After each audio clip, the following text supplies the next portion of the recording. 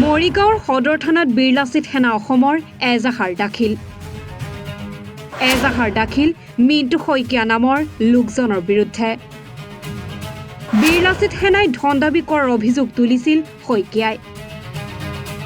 মিণ্টু শইকীয়া নামৰ লোকজনৰ ওপৰত মৰিগাঁৱৰ সদৰ থানাত বীৰলাচিত সেনা অসম মৰিগাঁও জিলা সমিতিৰ ফালৰ পৰা এজাহাৰ দাখিল কৰে।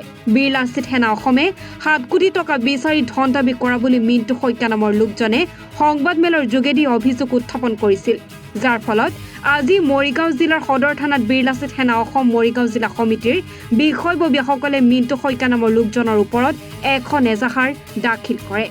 মিণ্টু শইকীয়া নামৰ লোকজনে সংবাদমেল যোগেৰে বীৰলাচিত সেনা অসম সংগঠনটোৰ ওপৰত 7 কোটি টকা ধন দাবীৰ ভুৱা অভিযোগ তুলিছিল, যাৰ বাবে সাধাৰণ জনসাধাৰণৰ মাজত সংগঠনটোক সেৱা প্ৰতিপন্ন কৰিবলৈ চেষ্টা কৰাৰ লগতে জাতীয় সংগঠনটোৰ মান মৰ্যাদা লাঘৱ কৰিব বিচৰা সন্দৰ্ভত মিণ্টু শইকীয়া নামৰ লোকজনৰ ওপৰত তৎকালীনভাৱে আইনী ব্যৱস্থা গ্ৰহণ কৰিবলৈ বীৰলাচিত সেনা অসম মৰিগাঁও জিলা সমিতিৰ তৰফৰ পৰা মৰিগাঁও জিলা সদৰ আৰক্ষী থানাত এজাহাৰ দাখিল কৰে।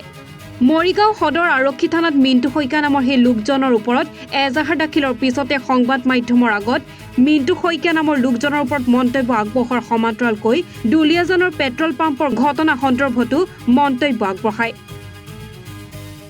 আজিৰ পৰা দুদিন পূৰ্বে যে দুলীয়াজান স্থিত BN সিং পেট্ৰল ডিপুৰ যিজনে মেনেজাৰ, সেই মেনেজাৰজনে বীৰলাচিত সেনাই হেনো প্ৰায় 6 নে 7 কোটি টকা কিবা বীৰলাচিত সেনাৰ প্ৰতি মহাবীৰ লাচিত বৰফুকনৰ প্ৰতিমূৰ্তি ভাগৰ স্থাপনৰ কাৰণে তেওঁক দাবী কৰা বুলি যি মহাভয়ংকৰ অভিযোগ উত্থাপন কৰিছে।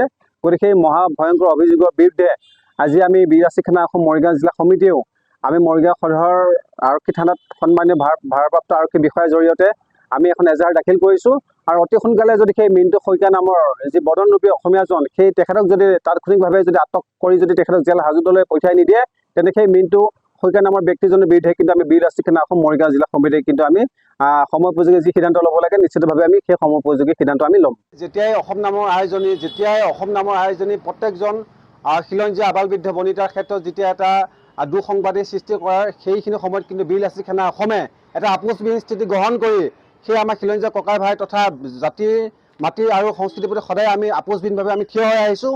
আপোনালোকে দেখিছে শেহতীয়াকৈ যে দুলীয়াজান স্থিত যি BN সিং পেট্ৰল পাম্প এটা আছিলে, তাৰ বিতৰ্কৰ সন্দৰ্ভত যি ধৰণে অসমৰ ৰাইজৰ পক্ষত থাকি বীৰলাচিত সেনাই মাত মাতি আহিছে, ঠিক সমান্তৰালকৈ আজি গম পাইছে যে দুলীয়াজানত যি ধৰণে সেই অসমীয়া জাতিক অপমান কৰাৰ সন্দৰ্ভত সেই তনু চাহী নামৰ যিগৰাকী যুৱতী আছে, সেই যুৱতীগৰাকীক গ্ৰেপ্তাৰ কৰাৰ দাবীত আৰু প্ৰাক্তন ছাত্ৰ নেতা শংকৰজ্যোতি বৰুৱাৰ মুক্তি দাবীত আজি যি এটা গণতান্ত্ৰিকভাৱে এটা বন্ধ আহ্বান কৰা গৈছিল, সেই আহ্বানৰ প্ৰতি দুলীয়াজানৰ ৰাইজে সহায় সহযোগিতা আগবঢ়াইছে, সমৰ্থন আগবঢ়াইছে।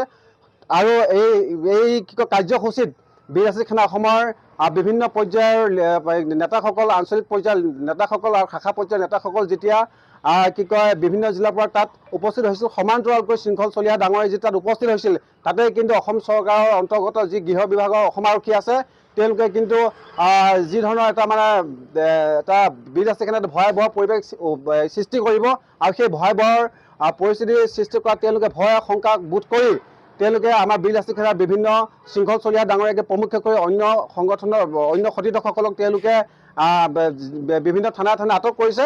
গতিকে এই আটক কৰা কাণ্ডক আমি বীৰলাচিত সেনা অসম মৰিগাঁও জিলা সমিতিৰ তৰফৰ পৰা আমি তীব্ৰ ভাষাৰে নিন্দা কৰিছোঁ আৰু আমি ধিক্কাৰ জনাইছোঁ।